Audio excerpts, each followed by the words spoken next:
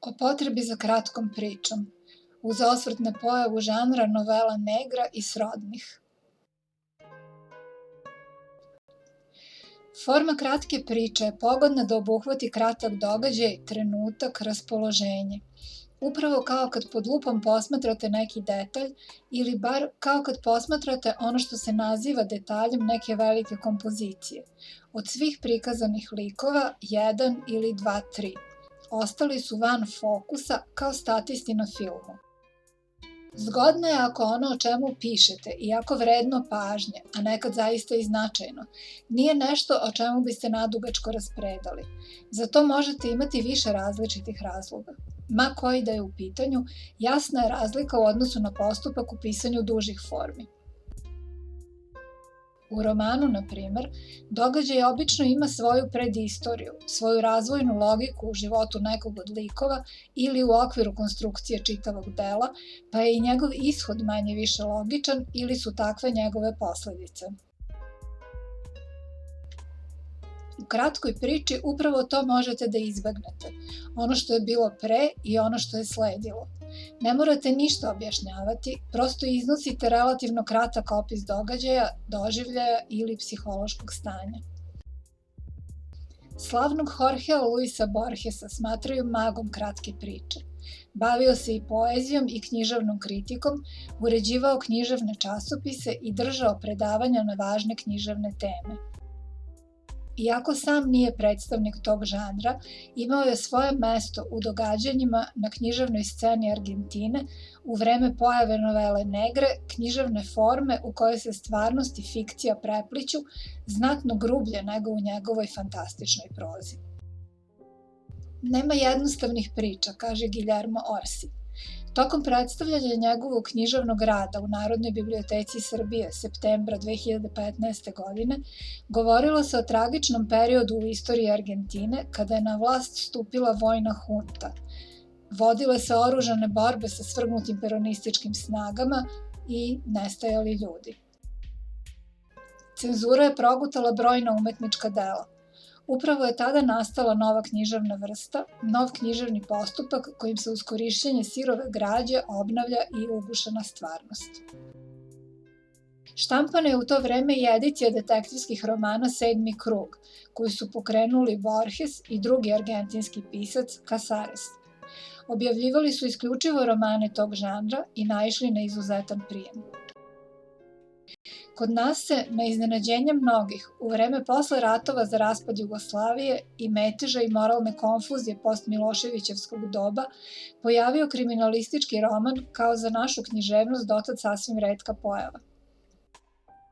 Posle podzemnog kluba Miloša Crnjanskog iz 1920. ili tu negde i serijala Lun, kralj ponoći Frederika Ashtona, alias Mitar Milošević, počev od 1959. Odjednom se u naše vreme pojavio veći broj pisaca zainteresovanih za taj žanr. Naravno, i kriminal je dostigao neslućene razmere, a i oblike. Svi se slažu da je bavljenje književnošću koja nije sasvim fantastična uvek nosila opasnost od nasilne marginalizacije. Drugi je problem fenomen utapanja u bezbroj sličnih radova koji se pojave ubrzo posle objavljivanja nečega što bi autora moglo izvući iz anonimnosti ili vratiti sa margine, ako je tamo već odguran. Svedeni ste na lično viđenje, isto ono što nudi bezbroj amatera. Sebe smatrate diletantom. Najzad vraćam se na kratku priču. Iako sam se već ogradila od svake pretenzije na veličinu, a i distancirala se od amatera, iako nisam ni blizu pisanja kao profesije, ja svejedno pišem, uporno i s pravom diletantskom ambicijom. Zašto? Mogla bih reći isto što i mnogi drugi, iz potrebe da opišem svoj svet onakav kakav se meni prikazuje. I još iz potrebe da taj svet harmonizujem, da mu vratim ono što je surovo vreme u kom odavno živimo raskinulo i obezvredilo, neku vrstu celovitosti, izvesnu meru slobodnog prostora u kom opstaje smisao. Naša stvarnost je već godinama takva da se ja osjećam dezorijentisana. U svim zamerkama koje se javno iznose prepoznajem po nešto od svojih primedaba na ovo ili ono, ali ni u jednoj politici celovit stav koji bih mogla bez ostatka prihvatiti. Zato se vraćam na ono što rade deca i neobrazovani ljudi. Cenim po metodama, po onome što se radi. Ukoliko su mere prihvatljive, ciljevi su nešto o čemu se može i nagađati. Niko se van crkve ne ispoveda, a od političara to čak ni naivni ljudi ne očekuju. Ako je ono što se radi protivzakonito, međutim, verovatno je i cilj takav. Izuzeci su postojali u srednjem veku, u stanjima okupacije i sl. Ponekad izgleda da je demokratija svima teška, iako je ona za mnoge jedina šansa. Preko nerazumnih postupaka se možda može preći ako su isključivo na lični rizik, ako im je domet nečiji lični život.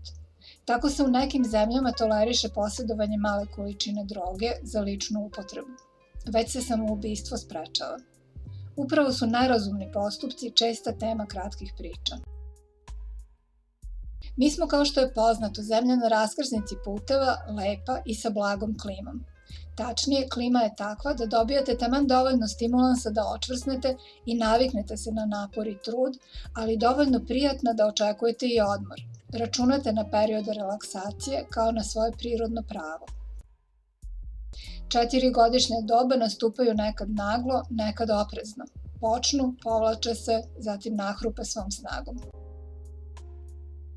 Iako imamo i promaju, a i proboje toplog ili hladnog vazduha iz Afrike, odnosno sa Arktika, kod nas su retki dramatični klimatski događaji i velika razaranja.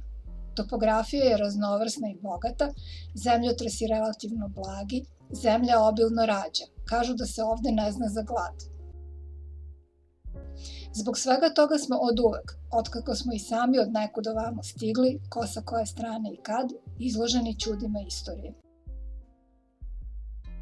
Mada bi se i o tome moglo govoriti, preskočit ću sve o ranijim istorijskim epohama i reći ću samo da smo od svih režima koje pamtimo, a koji su najčešće nasilno oboreni, bilo ratom, prevratom ili revolucijom, nasledili ruševne strukture koje opstaju do danas.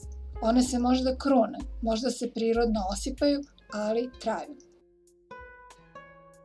Organizovane su manje ili više, ja to ne znam, ali sigurno imaju svaka svoje subkulturne crte koje ljudi jedni u drugima prepoznaju i koje ih privlače ili odbijaju, a za koje bar u svojim mladim danima ne moraju ni znati. Hladni rat je prošao, ali se njegov dah još uvek osjeća. I ko zna koliko je toga i iz ranijih epoha. Pisala sam malo o tome u pričama Okolo naokolo, Poza presjek i stav i Daleko u vremenu, Sanja i Marelo, a ponešto i u drugim. Na to treba dodati nebrojene migracije, koje su nam donele neverovatnu mešavinu nacionalnih etno korena. Iako o tome učimo još od osnovne škole, kasnije zaboravljamo. Izgleda da je politika važnija od identiteta, iako je svet na našim prostorima toliko šarolik po poreklu, da bi to samo moralo biti dovoljno za toleranciju i demokratiju. Izgleda da se kod nas umesto toga još uvek vode kulturni ratovi, kako to naziva profesor Antonić, sociolog. Kao ljubitelj bajki, jedno vreme sam zamišljala kako kao da su svi ovamo stizali na veliku gozbu, pa su nam Sarmati doneli sarmu, Pečenezi pečenje, Tatari tatarski biftek, Avari ajvar. Obično se kaže samo 100 ljudi, 100 ćudi. Ipak, neke ćudi vam prijaju, a neke ne. U južnijim krajevima se za ćud kaže tabijat. Ima u značenju nešto od udara, engleski beat.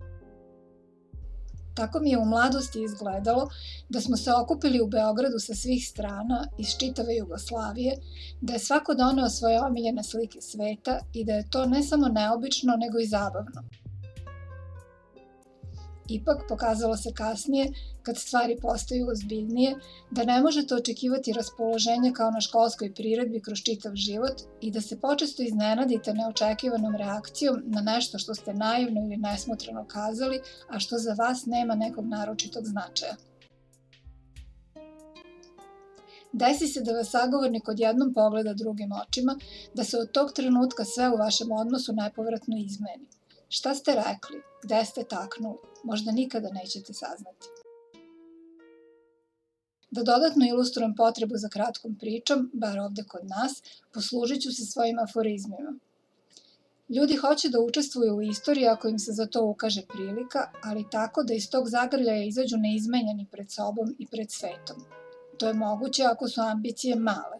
Za veće je preduslov društveno bezakonje. Kad moralni pobednik nije i stvarni pobednik piše lažnu istoriju. U sledećoj generaciji se javljaju vlasnici stvarnosti. To je stvarnost kao intelektualna svojina i brani se kao svaka druga svojina. I najzad, kažu da je glas naroda glas Boga. Kod nas, međutim, koji smo zemlja sklona populizmu, efekat je kao da uvek stojite pred Bogom koji vam viče u lice. Prestravljeni ste naravno, u šoku i nesposobni da svoje iskustvo teorijski obradite. Ako je za utehu, to ste i onako dužni samo svojoj deci. Zato je kratka priča odličan izbor.